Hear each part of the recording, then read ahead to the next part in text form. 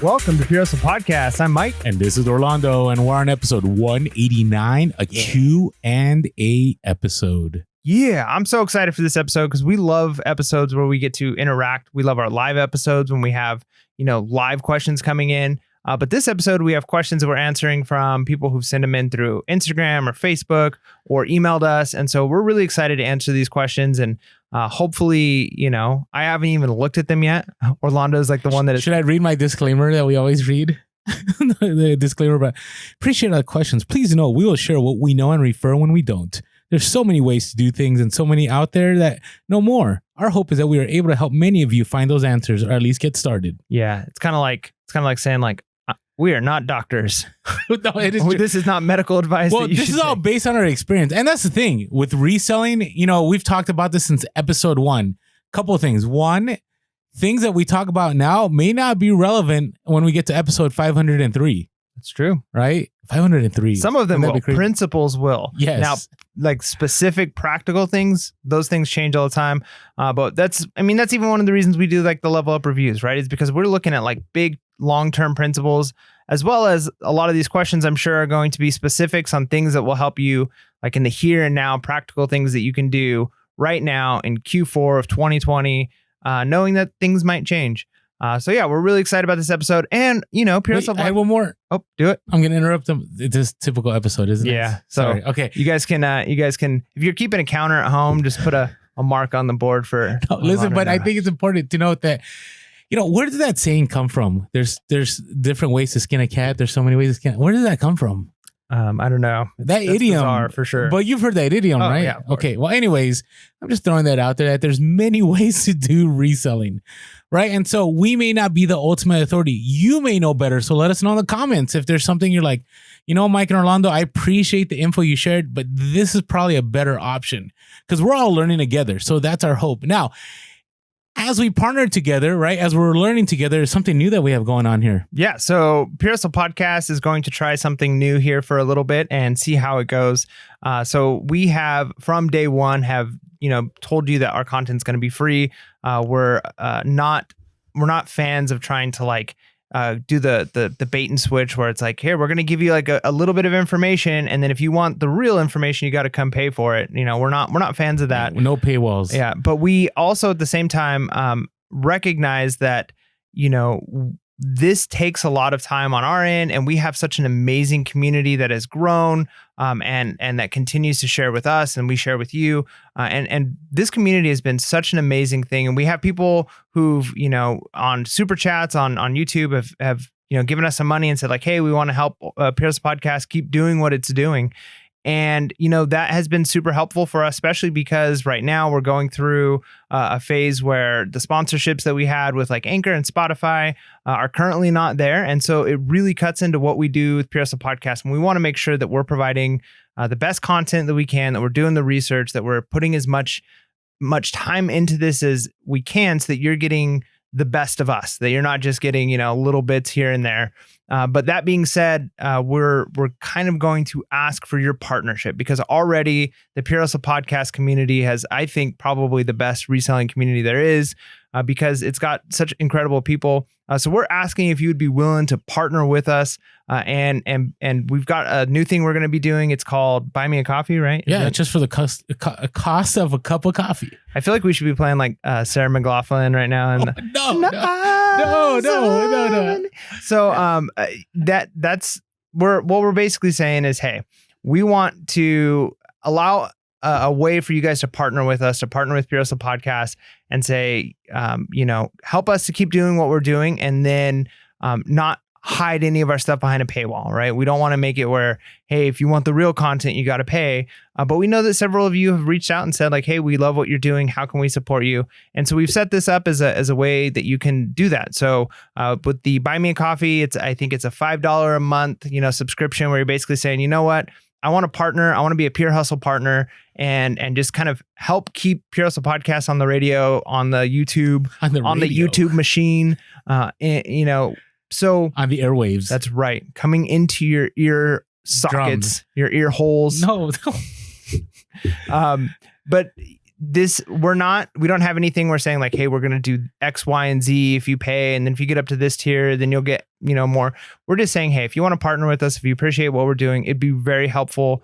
If you would be willing to buy us coffee, right? So we've got a link down in the description on the YouTube and on the podcast where you can go to and it's really easy. So you can either go to the link below on the YouTube, or you can go to our bio in our Instagram, Facebook, or Twitter. It'll be at the very top. It'll be, buy us a coffee, and you just click on it. Or if you just want to go on the web, it's buymeacoffee.com/purehustle, and you just go through that link, and on there'll be 2 options. We hope that you'll be able to membership with us and just do that $5 a month, or you can do, buy us a few coffees at a time, whatever works best for you. But the goal is we want to partner with you guys and continue providing this content 100% free. Yeah. And you guys know how Pure Hustle Podcast is. We've always got new things in the works. So if this is successful and we realize, hey, we've got a lot of people who've partnered with us, we're always going to want to provide more and do more content. You mean level up? That's right. We will find ways to say thank you. And so we can't say like, hey, like if you do this, you'll get this. But we do want to say, if you partner with us, 1, we appreciate it. It's going to help keep us on the airways. And 2, down the road, if this is successful, it will open up the opportunity for us to create more content and provide more things for you. So we really, really appreciate that. All right. So with all that being said, make sure to go buymeacoffee.com/purehustle. Yeah. But it's time for us to start this episode. Let's answer some questions. We have a lot of them. We have 2 pages. Well, it's not 2 full pages. Oh my goodness. This might be a part 1, part 2. It's like size 8 font or something. Nice. So this might be 2 parts. Are you ready? I'm ready. So, and just before you even hear any of our questions, write your question down below in the comments. So maybe we'll get to it. And if we don't get to your question, if we don't get to your question, we love to interact on YouTube or, through other means. So ask your question below and see if it's one of the ones we answer. All right. So the first one, I think we've talked about a lot, and actually we'll point you guys to some episodes if we can, because, we may not be able to fully in depth answer one, but we have an episode that will take care of all of it. So the first one was, is this a true Q4? Kind of feels like it's been Q4 since March. What has been our answer since then? Yeah. I mean, so here's what I'm going to say. Reselling is, a lot of people have had to shift and kind of change. And we've recognized that for the most part, from what we've been hearing from people, is sales have been up pretty much across the board. No matter what, market you're selling in, sales have been up online shopping is up. And so it's kind of felt like Q4 all year long. Like the sales, the velocity, it's been great. Now it's been more difficult for some people to source, but at least the sales are there.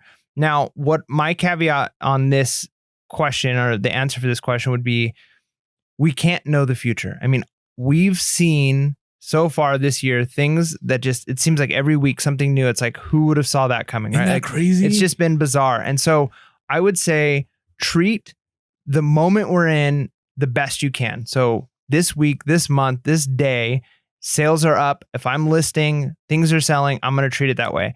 Now, can we say for sure, like, hey, come December, sales are going to be even higher than they are now? We don't know that, but all we can do is based off the information we have now, make the best decision, which I think no matter what time of the year it is going to be source, list, sell. If you can do those things, I think you're going to be successful. And who knows what's going to happen November, December, January, we don't know. But so it's hard to say like it's going to keep getting better, but you can only go off what we know now, which is sales are high now. So you should be working and treating it like they're going to get higher because it seems like they might.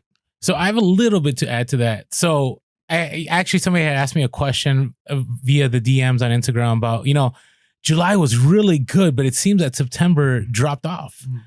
And they asked me if this is normal. And I said, well, actually, July being fire is not normal, right? Usually there's that kind of a summer slowdown. And I've talked about before where I'm not sure there's a summer slowdown, but over on retail, right, the data is there that, yes, retail does slow down. But at this point in time, right, the reason why September's cut off, that is normal. Like usually there's a dip when there's back to school, and then we get to right before the holiday shopping season where there's kind of a lull, and then things just start picking up. I mean, today, that's what, October 3rd, right, when this drops? Yep. Okay, and I just sold this random Rudolph the Red-Nosed Reindeer, like complete Christmas set for like $100, right? Like out of nowhere. And I'm like, what? Like, why? But again, it's showing me that, hey, things are slowly going to start selling, right? And obviously Christmas sells year round, but it's going to be at a greater velocity. So with that all being said, I've always discussed in the last few podcasts that I am planning for this to be the biggest Q4 ever. And again, I, as a full-time seller, have no option, right? This is kind of, I need to prep this way because this is what I do, right? And if it doesn't work out and I don't make as much money, well, I better make sure I have avenues, right, to move inventory, which will be fine, right? It's all about wise sourcing, right? Selling at the moment that you can. I mean, we have, 2 or 3 episodes on Q4 this go around. And the reason we've emphasized the reason we've emphasized Q4 so much, because we really do believe that this is going to be different than any Q4 that has been around. So no, it's not like the normal. It's actually better than a true Q4. And that's what we're anticipating cautiously, right? Because we don't know what's going on. It's always something new. And so just be aware of that. All right. I think we got that one. Yeah. Check. Check. So check our previous episodes. They're not too far back. They're in the 180s about Q4. 180s. Yeah. Just so I can't wait till we're like, that's in episode 289. So just wild. All right. Question 2. Do you list your items yourselves or do you use VAs or employees? How many new listings do you add per day or per week? All right. Well, so for me, I don't use a VA, but my wife and I work together. So we're like partners in this. So I know some of you guys will be able to use that, and I highly suggest it if possible. And if you're a solo operation, you don't have somebody you can partner with, it might be worthwhile getting an employee, or if you're scaling, you definitely should be looking at getting an employee or potentially a VA for certain things. But to answer the question with like how many items per day, I think the sweet spot for me has been like 5, and I know that that's low. I think like 15 is probably much better. 10 is obviously better than 5. But I found that if I can do 5 as a part-time reseller, I'm getting consistent sales and my store is growing and kind of outpacing my sales, which is nice because then if there's a week where I don't list, and that does happen as a part-time reseller, there's times where things come up and I don't get any listings done that week, but I still have consistent sales coming in. And then when I pick back up, then that velocity goes up even more. But 5 is like a pretty good sweet spot for me. I'd like to be at 15 or 20. And I think that's where you should be if you want to be like full time, but 5 has been really good for being a part time. Yeah, and I've done all of these except the VAs, but you know the tools I'll talk about are kind of like VAs. They're just not like VAs from another country. It's just a service that you pay that takes care of stuff. Now, I've had both, and I think if you want to scale, you have to enter into that realm. Right now, I haven't had to because I've just been in this place where I don't know what it is, but I have found time to list just as quickly. Now, could I scale a lot faster? I could have, but because of COVID, I slowed that down. I've talked about in Q4, as we get into it more, I'm probably going to go back to hiring an employee, but this is what I'm going to do with my employee. If I go down the road of my employee, did I say employee? Yeah. I meant helper. If I go down the road with my helper, I may use tools such as Sellhound, right? Sellhound is a great tool because Sellhound, what you can do is you take all the pictures, you send them, you can do a quick upload to Sellhound, and what they'll do is they'll make the listings, and they make actual great listings. Yeah, and I'm not just saying that because we have a link and all this with Sellhound. Like, I've used it. I know people that right now are consistently using it, and they're scaling really fast because they only have to worry about the picture. It's all what causes you to slow down, right? That's what you want to take care of, right? For me, it's the pictures and the clothing measurements because I do a lot of clothing. I'd rather have a helper do that than me do that because listings, I can chill with listings. I throw on a movie. I put on a podcast. I listen to Audible, and I can list all day, right? But it's the pictures that I get caught up on, right? So you got to find what works for you. As far as listing every day, as a full-time ideal for me, it's around 15 to 25. 15 to 25. But again, I'm not a $1 million seller, right? I know some people that gross make close to $1 million and they at the least have like 70 a day. Yeah. Right. That's next level. They have employees. They don't have helpers. They have employees. Yeah. Right. And they take care of all that for them. On the low end, I do about 5 sometimes. Right. Now I'm trying to get away from that. I'm trying to at least hit the 15 every day.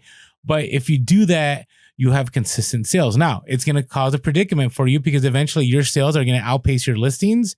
but that's a good problem to have. I mean, we know some people we've had on the podcast, like Cindy from Amazing Taste Store, who she sells through everything in a month, right? Now, she switched her model a little bit. She's more on the Amazon side, but when her and her husband are running through eBay, like they are team no death pals. So got to find what works for you. Again, there's tools like Sellhound that work kind of like VAs. You could also find VAs. Yeah. You can find a helper nearby. You can use something like Vindu to help you with cross-posting. Correct. I mean, whatever tools work for you, you just got to find that model that's appropriate to what you're trying to do. Yeah, and instead of a helper, this is just real quick. I'm going to say, because I don't like that term at all.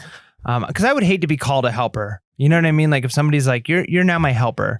And starting like a reseller union, and I get that, like, you know, employee, you know, maybe there's tax reasons people don't want to say that, or maybe they feel like that's condescending to call somebody an employee. So why don't you can hire a team member? You can bring on a team member. What are you, Target?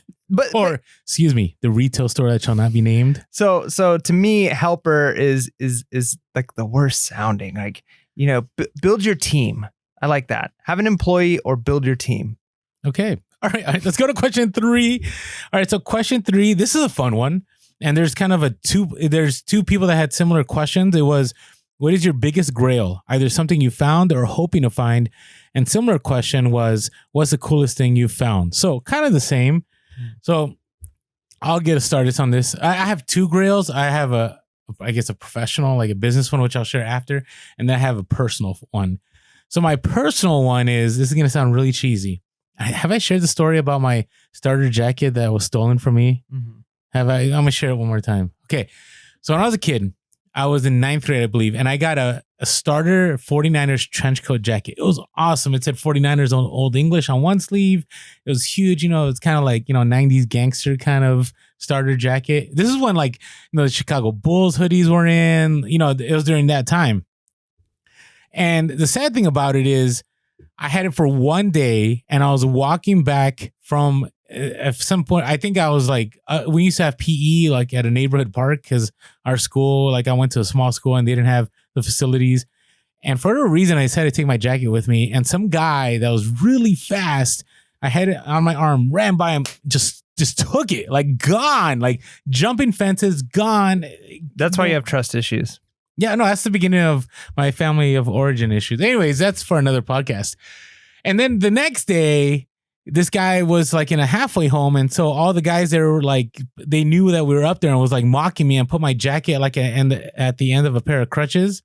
And I was like, shoving it out the window and like making fun of me and making fun of my buddies. And then they came out to the playground. It was kind of like a Sandlot moment. Like we got into a rumble out on the baseball field. It was crazy. The cops came. And eventually the cops raided that place. They arrested the guy, but my jacket was nowhere to be found. So I was spoiled as a kid, and then my parents bought me the same jacket again. But here's the sad part about it. I went to college, and I came back from college, and I never saw the jacket again. Never again. I have it on a safe search on my eBay, and there is one right now, but it's a size medium. I'm not a medium kind of guy, and I've seen it at a thrift store before, like size small, but I need a 2XL of that. And I'm not saying that for anybody to go, hey, Orlando, I'll hook you up. I'm not saying any of that. I'm just answering the question. So on a personal level, you want to find a 2XL of that one. 2XL starter trench coat 49ers jacket. For $5 at a garage sale. I would wear it on the podcast.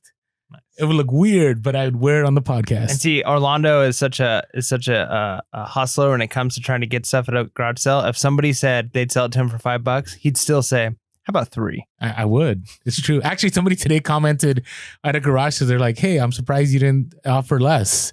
And I'm like, you know, I'm surprised. I'm shocked too. I think it's because sometimes you get thrown off when people just, like today there was a pair of boots and it was $8. And I said, hey, would you be willing to work with me on the price? And they're like, how about 4? And I was like, okay, like I'm not going to argue that. So, all right, I'm going to pull up my professional one, but go ahead with your grills. So for me, I was going to say like a board game, probably like Dark Tower or something, just because that would be nice. Cool to find. But the more I think about it, what I've been looking for, and I every time I see books, like I'm not a bookseller, but I always quickly glance through the old books because I want to find an original, like OG New England primer. And it's was used in schoolhouses for, it was like the textbook. It taught kids how to read. It taught kids letters. It was like the textbook for a long time. And they've made many copies, and you can actually buy them for relatively inexpensive that are like newer reprints of them. But I want to find one that's like from the 1700s. Like that would be like just to find the New England primer would be, I don't know, it would just be really awesome. Every time I go to like somebody's house, it's like a grandma or a great grandma or something, I'm always like, can I look through your books? Do you happen to have, because I know that that's what they did in school, or that, you know, their parents did in school. So, but I just haven't found one. So that would be cool. And part of it is just because it's historical. And that leads me to really on a broader sense, I think it would be anything that's like related to history, that's like actual authentic. Because I was watching a TikTok the other day, and imagine what you just said. I was watching a TikTok. I don't have, it's funny, especially because I'm not a social media guy, but my TikTok, my personal TikTok is not set up for reselling. Like I don't get reselling things.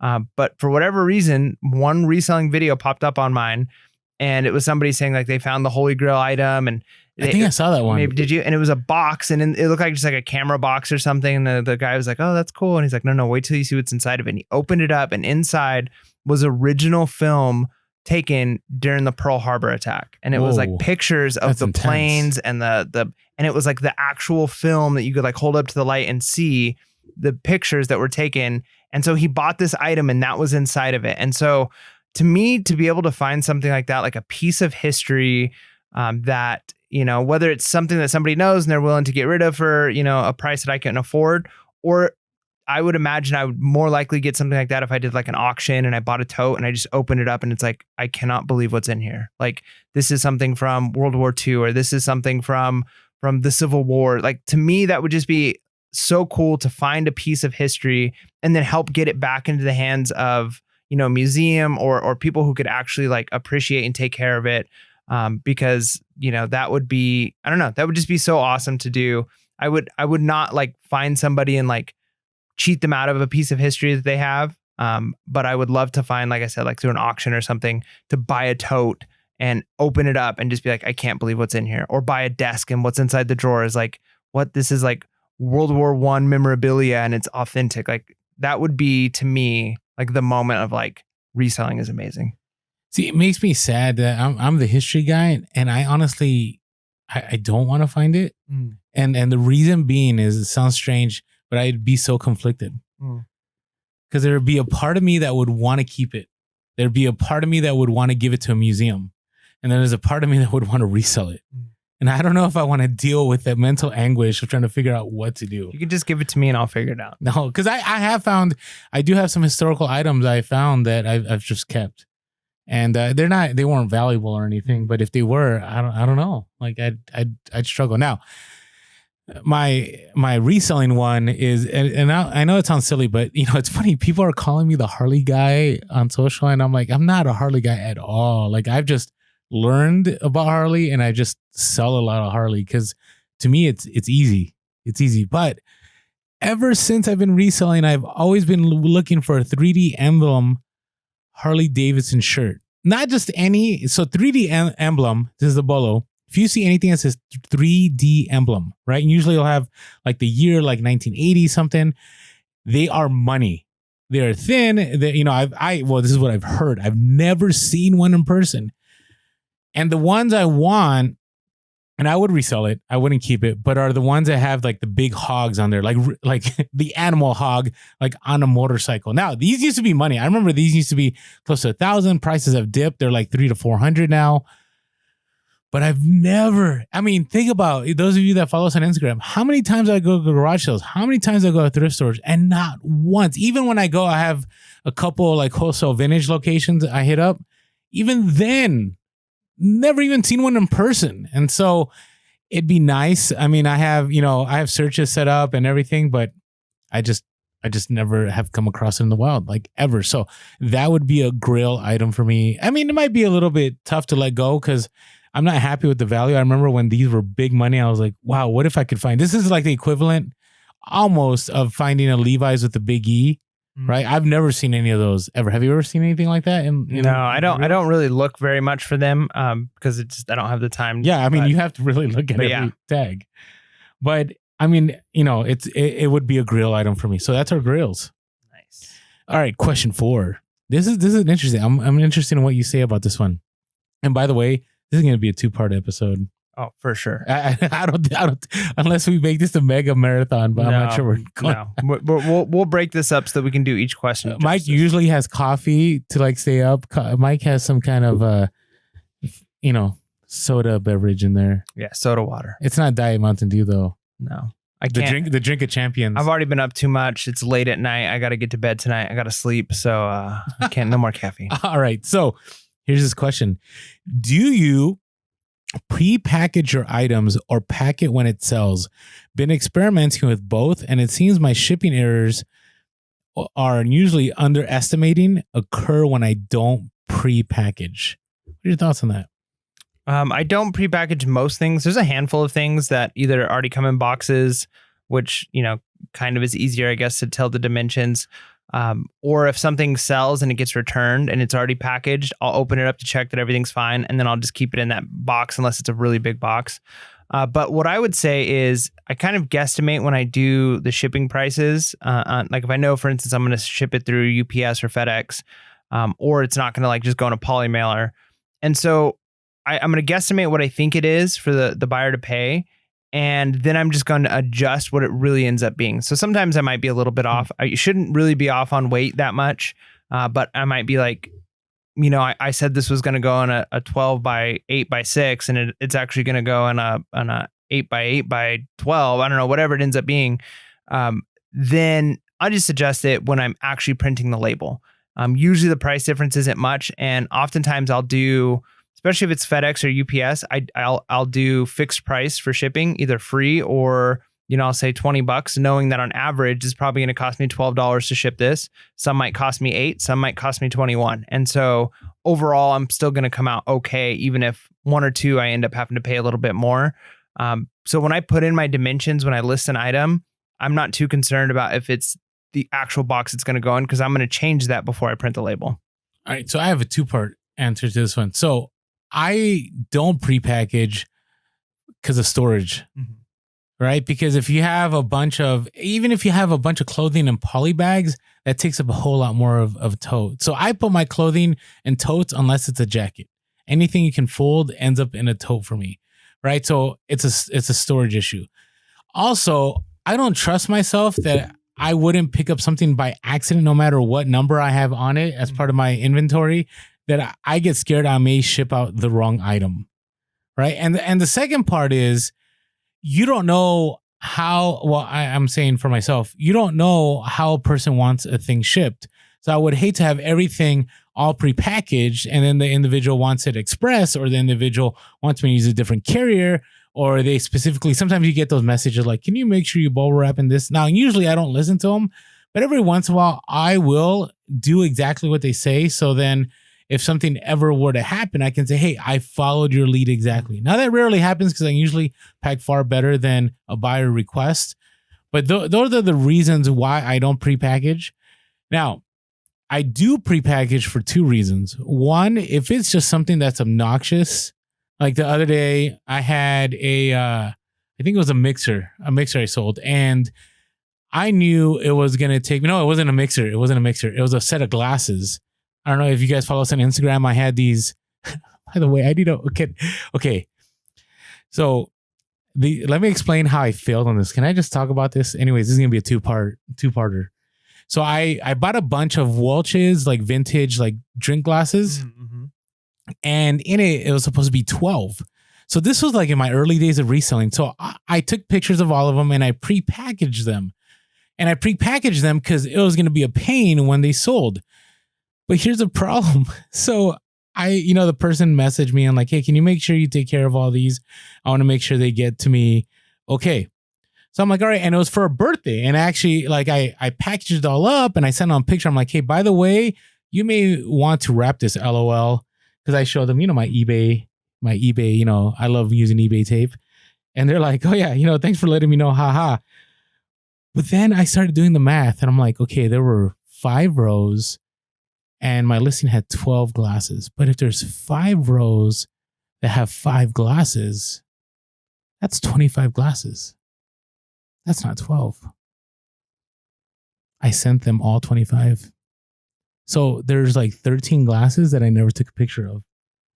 What I must have done is I must have taken like the best, taken a picture and said I'll get to these later, and I prepackaged it. And instead, now it's a birthday present, so happy birthday, and everything's gonna be good to you. Now, the other part too was in this prepackaging. Here's what happened. Oh, it's still in transit. Oh, this is scaring me, dude.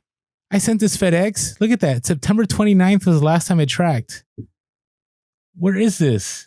Oh, so it's not just USPS, huh? No, this is FedEx. Now, it's supposed to arrive on Monday. Now, here's the other part. I showed this on Instagram.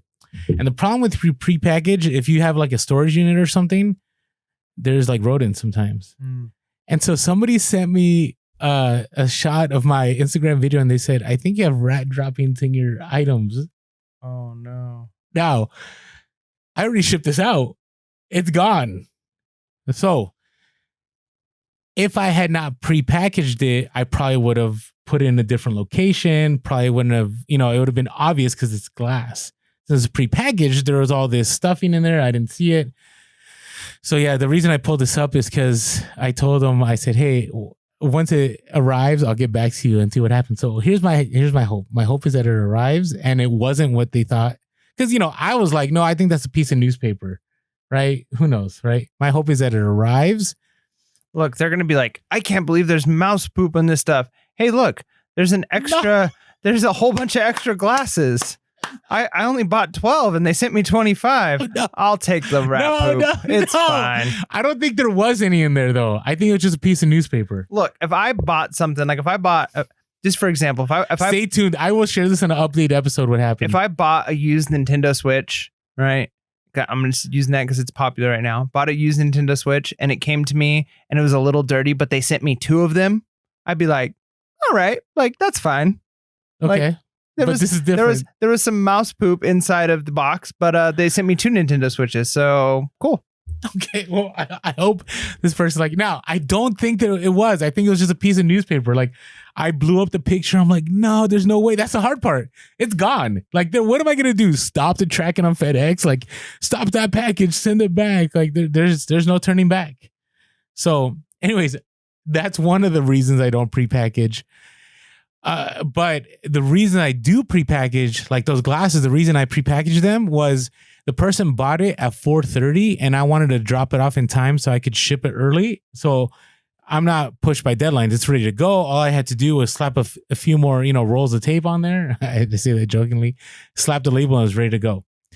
The last reason I do prepackage is if it's something that's very expensive, that I worry that, it's going to get damaged in storage. So, for example, right now I have some Disney items that are worth a good amount of money, but I made sure I bubble wrap like there's no tomorrow. They're ready to go. And if anything were to happen, if they were to fall, they'd be just fine. So that's the other reason I prepackage. So you got to find what works for you. There's advantages to both. I hope that helped you somewhat. All right. Next question. 5. What do I need to know and include in my what did I write here? Probably listing. In my listing to do GSP. Oh, that's right. Somebody's asking how can they do eBay global shipping on their listings. And here's the thing. You would think that it would be a super easy solution, and it kind of is. But here's the way I do it. If you want to get them all done, I just Google. So right now I'm going to do it live. I Google eBay global shipping, and then it'll take me to Google and I have some links. You go to the second link and it'll say global shipping program -eBay. Don't go to the first link that is global shipping program with an I and then eBay. Go to the second link, which is global shipping program /eBay, not slash, -eBay. And it's nice because it gives you like a video about how to do it. And it says offer GSP in your listing, see how. So you click on it and it gives you a whole video tutorial and it'll take you through the whole process. Really easy, right? I mean, I wish there was a way where you could like bulk edit. I think you could, but I would just go down this road. It'd just be a lot easier. Definitely turn on that GSP. Actually, I just had an item that ended up in Russia, and the person does not want to give over their like tax paying information. They said that in this country it's not safe. And so I was like, oh, but here's the thing. I don't have to stress. It's already there. It's not on me anymore. eBay's going to take care of it. So yeah, by the way, remember, if you do global shipping, negative feedback, according to their policy, will be removed. Any negative feedback. If an item gets stuck in customs or it breaks in shipping on transit over there, you're covered. So you're good to go. I mean, and eBay for me has been 100% great about this. I haven't had one single issue, but I know there are circumstances we've been DM'd about those. So, all right. I think it's time for our social media spiel. Let's do it. Already. Hey, if you haven't had the chance yet, wow, you're going to have to adjust that volume. You're blowing out people's eardrums over there. I try not to. I've learned my lesson after that YouTube. All right.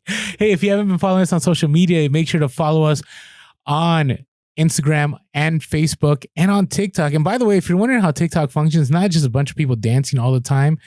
It's based on what you watch. It's kind of scary how good it is. Yeah, their algorithm's pretty legit. Like seriously, if you're logged off and you scroll through it, it'll still track you. Right? So if you're watching, let's say you're big into politics and you like politics stuff, all it takes is a few swipes and it's going to give you all political. If you're all about reselling, and it's all going to be all about reselling, finance, all about, and there's some good stuff on there.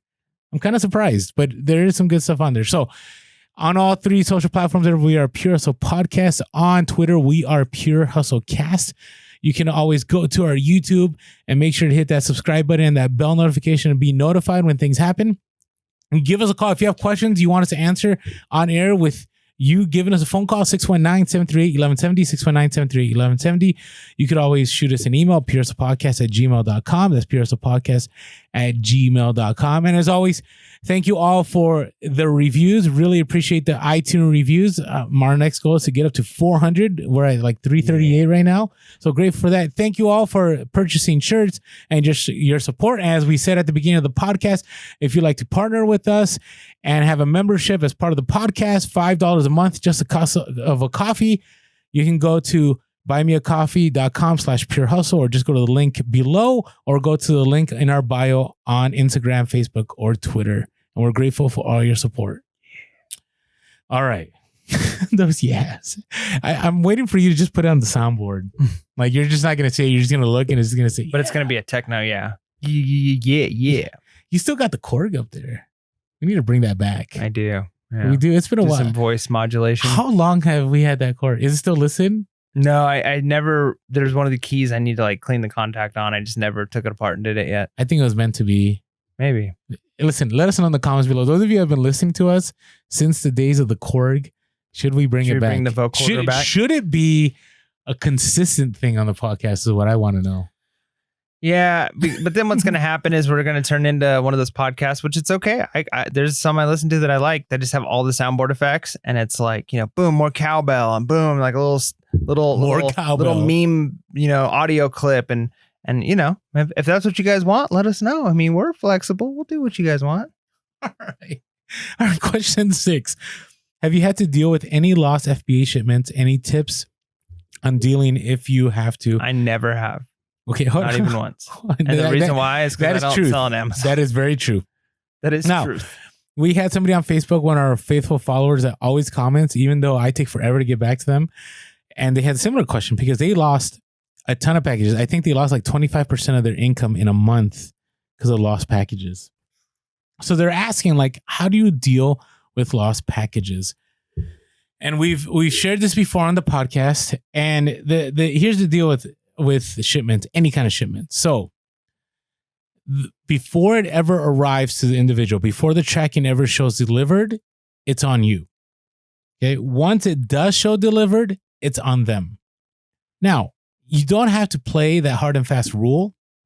You have options. So this is what I'll say. If you have anything that is worth above 50, always send it priority or send it FedEx home delivery.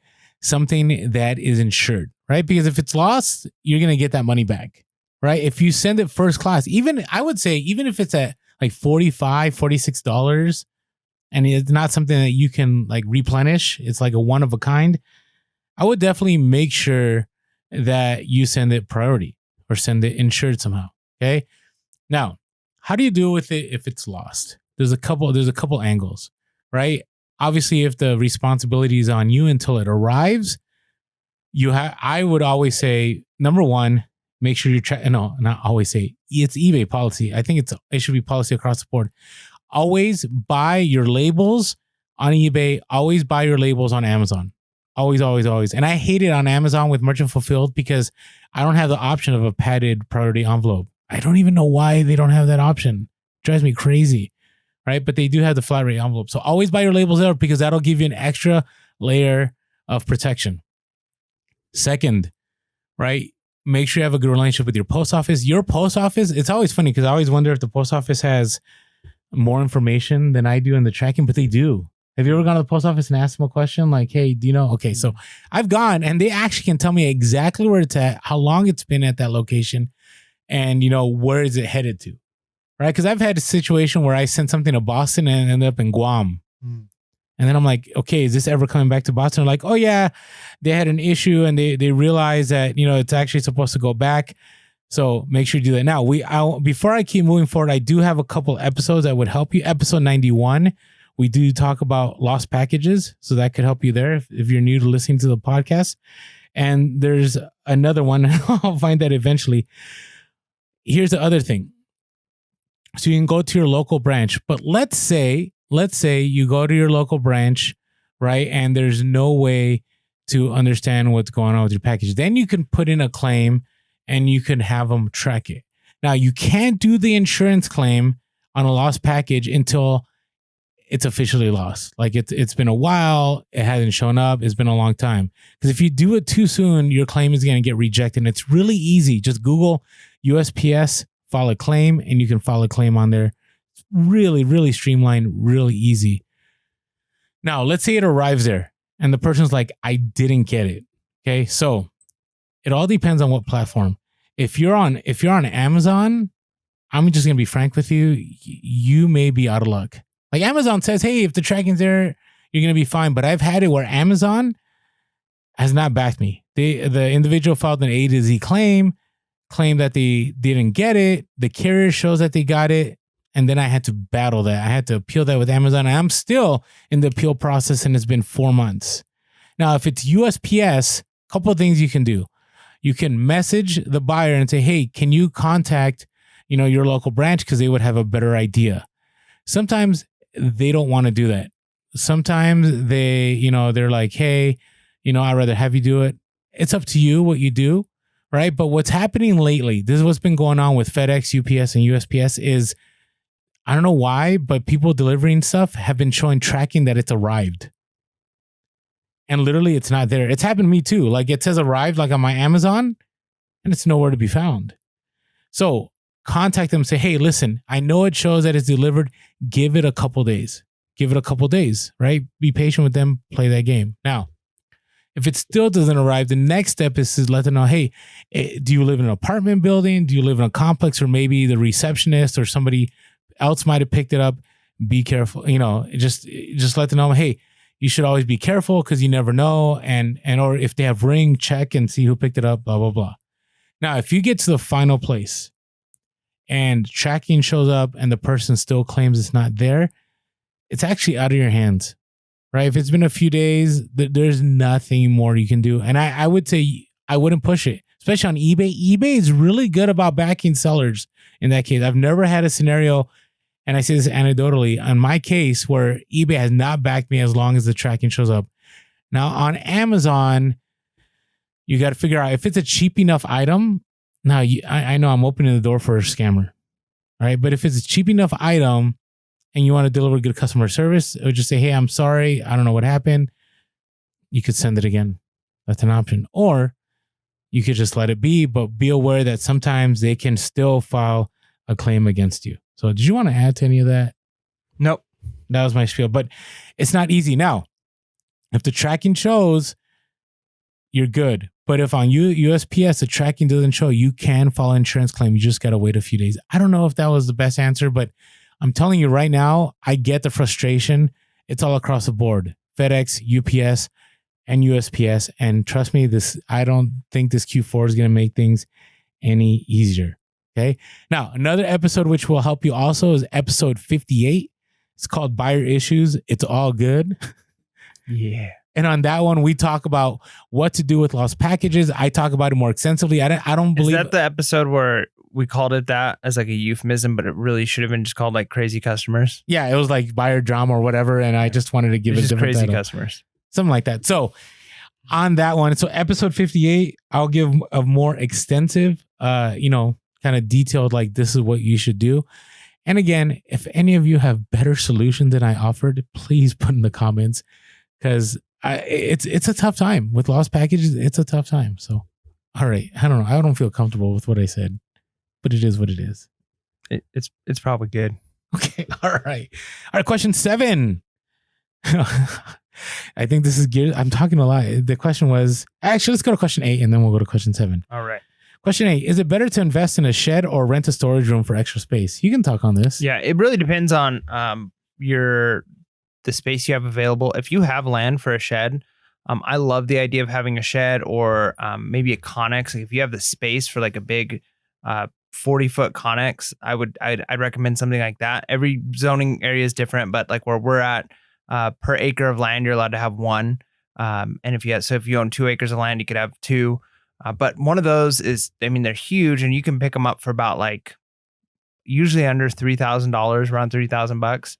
And a good shed, if you're buying a wood one, you're probably spending, a couple $1,000s. If you're doing a metal one, you're doing it yourself, you could probably get it for less. You could probably for, $600. Like the shed that I have, I think I only paid like $300 or $400 for. I would say, think about it. You got to look at total investment versus like a long-term investment. So if you're getting a storage unit and you're paying $200 a month, right? Over the course of the year, you're paying $2,400 or $340 a month. Mm-hmm. Oof. Okay. So $340 a month. San Diego prices. Right. So, but I'll just use 200 as an example. So you're paying $2,400 a month. So let's say you have the storage unit for 2 years. That's $5,000, right? So if you know that you are going to be at a place and you can have a shed, you might as well invest in a $5,000 shed and then pay yourself as if you're paying, that storage each month. I'm going to pay $200 off of this, debt, or upfront it all at once. And then after that 2-year period, you own it outright, right? And then for the rest of the next 10 years, you're using that shed. But you've just got to kind of consider, is this something you're going to be long-term? Are you in a location you're like, probably going to move in the next year? Well, then maybe a shed's not the good idea. Maybe a storage unit. How much space do you need? Do you need a warehouse? Maybe you should rent. Do you have the land? Maybe build something, right? I think though, probably 9 times out of 10, if you have the space for a shed, the same size as you could get a storage unit, you might as well go the shed, because then it's there, it's on your property, you're not driving somewhere else. And like I said, it might be a big upfront cost, right? You might be spending $2,000 to have a shed today, which that sucks. But if you're paying $340 a month, well, over the course of a year, you would have bought that shed a couple of times, right? So I think you just got to look at the numbers. Shed is probably going to be the best, or build a unit by your house, a secondary garage. But if you're like, hey, I don't have credit, maybe, I don't know, maybe you go storage unit. But if you don't have the land, if you live in a condo, do a storage unit. But I'd say if you have the ability to do a shed or storage on your property, you might as well do it, because then it's a write-off for you. It's real property that you own. You can sell it later. It's a win-win-win. Yeah, I agree with you. I'm a big fan of running lean as long as possible, right? And I have a storage unit. The reason I have a storage unit is I literally don't have enough room to put a shed. And the space that I would put a shed in, I have HOA rules that don't allow me to do it. So I'm kind of stuck. But yeah, that $340 bill, we're talking about, that's a lot of money over a year, right? And this is my 3rd year having the storage unit. And every year it's gone up about $30. And I have no choice. They know, do I really want to move all my inventory to a cheaper place? Now, I'm willing to pay what I pay because it's only a mile away from where I'm at. It's super easy. But here's the other thing. There's a practical issue here, is that it's also really convenient to have it on your own property. Because let's say you want to do all your shipping, and packaging the night before. Well, if I sell something, around 10:30, I'm out of luck. I can't go to my storage unit. I have to wait till the next morning. right? And so if it's going to be a hectic morning, like I'm kind of stuck. Like I have no options, right? And there are some days that I go to my storage unit like 3 or 4 times a day. I wish it was just right there on my property, right? And whenever I want to do like, let's say inventory, right? It's I don't have great Wi-Fi where I'm at, so I have to, I have to tether my phone to my MacBook, or I have to bring back totes into my living space, and I have to, store stuff in there and put everything away and then bring it back. It's just, I find that having a shed is so much better. I mean, I'm looking into maybe moving into a property in a year. And one of the benefits of the property that I'm looking at or something similar is that there's already a huge storage unit on the property, which will be incredible. I mean, I think about the time. I mean, it's not a lot of time. It literally takes me 3 minutes to get to my storage unit and back. But that adds up over time. 3 or 4 trips a day, that's a half hour. You equal that, you multiply that over the year. That's a lot of time. So yeah, I think we are a team on your property. So let's go to 9 real quick. Top 3 things you look for at a yard sale. It's really only one thing. What? Profitable items. I knew you were going to say that. Whatever's profitable. And honestly, there's some truth to that, because I with the kind of the garage sale store that I have, I don't really have like one specific niche. Like there's things that I'll buy where I've never sold anything like it before. I sold hair coloring just recently, right? I never thought I would sell any kind of like cosmetic type stuff, but hey, they had it at a garage sale and it was worth money. So I would say anything that's profitable. But if I had to like pick like the 3 types of things I look for the most, I'll always look at shoes. I do pretty good on used shoes. Anything new in box, I at least look at, right? Because if you find new in box stuff, if you're an Amazon seller, that might be an option for you. Or just knowing that you could usually get more on eBay if something's new than if it's used. And then I like vintage, kind of like pop culture type stuff. So if I see things that are like older, now of course it's always hard. If you go to a garage sale and it's all like old vintage Coca-Cola stuff, usually those people want like an arm and a leg for their items. And it's really not worth what they think it's worth. But, if you find like an old school, like I've found like old Star Trek, like figurines, and it's like, man, this is really cool. And you could sell it and make like $40 for it. But it's also kind of just neat because you have something cool to talk about and to look at when you buy it. And I always think like worst case scenario, if this doesn't sell, this is a cool thing to have. So those are the things I tend to look for. I used to look a lot at electronics. I still will look, but I just know myself, I'm not going to spend the amount of time it takes to list and ship and all of that right away. It ends up in a death pile. So I like to look for things that are going to be easy to ship, that are profitable, and that are in markets that I'll start with what I don't look for. I don't look for the items that have the eBay printout over it. Right? Usually that I don't look at. But what do I look for? I like looking for shoes and clothing because I think a lot of people don't understand like the resale value. Right. I mean, even my buddy right now, I was talking about Olokai shoes and he's like, oh, you got some Olokai shoes? I'm like, yeah. He's like, do you have this size? I'm like, yeah, I do. I have a few. And I'm like, but they're used. They're like, oh, you sell used shoes? Right. And he's like, he passed on it. And these were like $100 shoes that look really good, but they're like, no, they're used. So I think a lot of people overlook. Right. And so I'm always looking for shoes. I'm always looking for clothing. Obviously for myself, I like buying stuff I know sells consistently for me, right? So for me, it's Harley, it's different styles of Hawaiian shirts, it's items like that. I also like to buy things that I can buy a lot of at one time. So for example, today I went to a garage sale and they had a bunch of jerseys, right? They had a bunch of other stuff that was profitable, but I was looking at like, hey, I wonder if they would drop the price if I bought all 10 of these, right? So I look for things that I could minimize my price on each unit. And so I can bulk all of them together. And I do that a lot, especially at garage sales because it's really easy to do. And the other thing is I do look for higher end electronics that are easy sellers, right? So like Bose, stereo systems or, I'll look at some Polk audio or I also like to look at the big items that no one else wants. So tower, like today, there were some tower speakers. I would have bought them, but they were like some private label brand. But I find that a lot of people at garage sales don't look at the really big items. Like for example, before I've sold an air conditioner unit, right? Or I've sold, what was another huge item? I bought like a portable refrigerator. I mean, there's these items that when people go to garage sales, usually they're not, well, I can't say for San Diego, but usually they're not resellers, right? They're just looking for something that they think is really cool. Like, here's a cool book or here's a video game, but they're not looking for something that they can maximize their profit. So they don't look at big items and go, hey, if I pick this up for 10, I could probably sell it for 100. And usually most resellers, I would say, pass on bigger items because they think of the shipping, right? They don't want to deal with having to ship out a huge item where I, on the other hand, I'm completely comfortable with it because I know that a buyer is going to want to pay up for the shipping. So that's kind of my top 3 as far as when I go to yard sales. I like it. So, all right, I'll take this one real quick. It's about Amazon. How do you start with Amazon? Oh, how did I start with Amazon? I started with books. I did books. Actually, when I was teaching, I used to go to these conferences. It was crazy. And they'd be like, hey, who wants these free textbooks? Do they still do that? Like when you go to conferences, give away textbooks? Oh, I don't know. I haven't been to a conference like that. Oh, that's right. It's been COVID. But like, for example, one year I went to an AP conference and I walked away with 30 AP World books, each worth $100. Just giving away. It was crazy.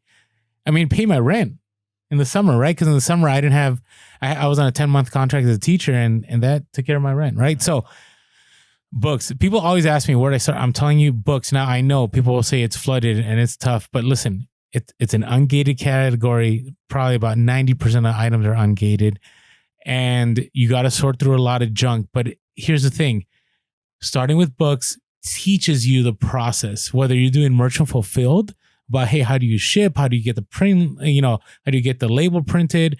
Or how do you put together an FBA shipment? Because once you do a couple FBA shipments, it's going to be easy from that point forward. The only difficulties you'll run into is if you have larger items or you have items that you have to polybag, but still you can jump through those hoops and figure that out.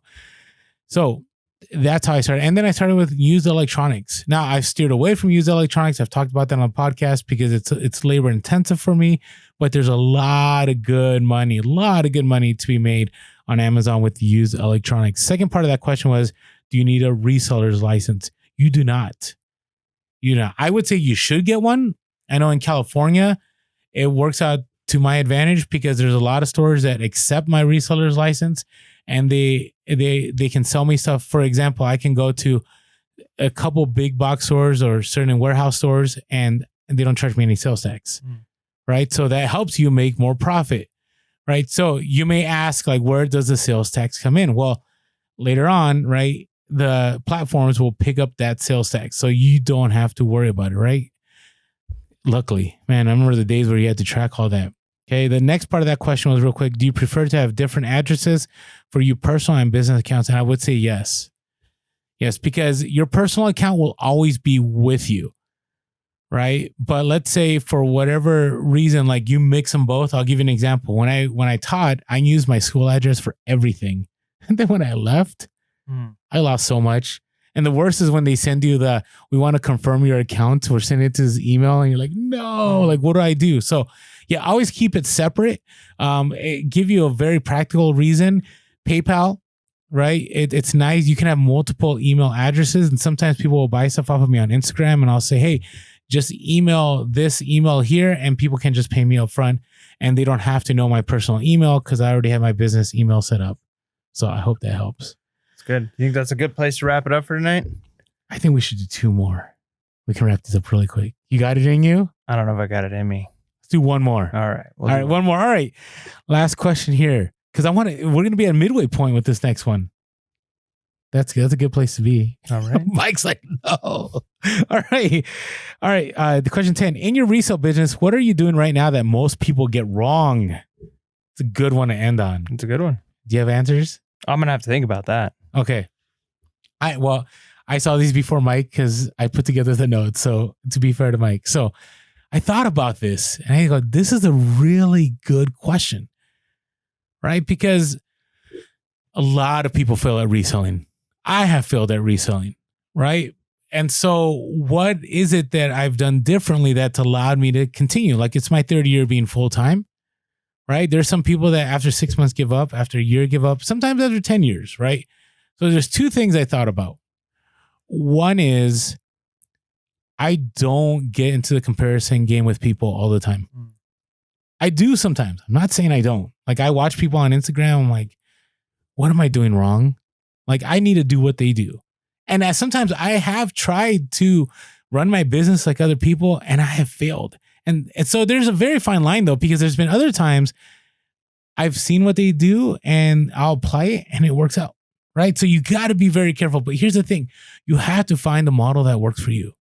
Right. We say this over, and I think our episode, like 8th episode, was this. I don't know how long ago it was, but here's the thing. Like, I know what I need to do to pay the bills. I know what I need to do to pay the bills and more. I know what it's going to take to scale, but I have to choose whether I want to go down that road.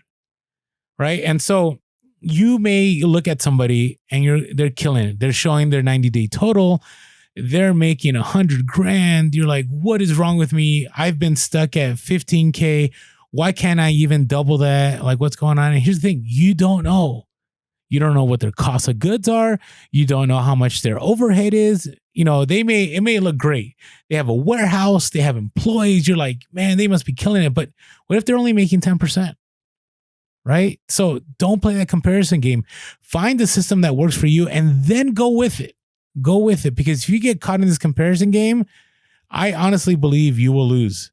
Again, fine line between comparing and learning, right? It doesn't hurt at all to look at people that are doing really well and trying to adapt some of their systems. The second part is adapting, right? I've had to adapt, right? I just mentioned Harley shirts. That Harley shirt, that 3D emblem, a few years ago, worth close to $1,000. Now, $300 to $400. Is it still a pickup?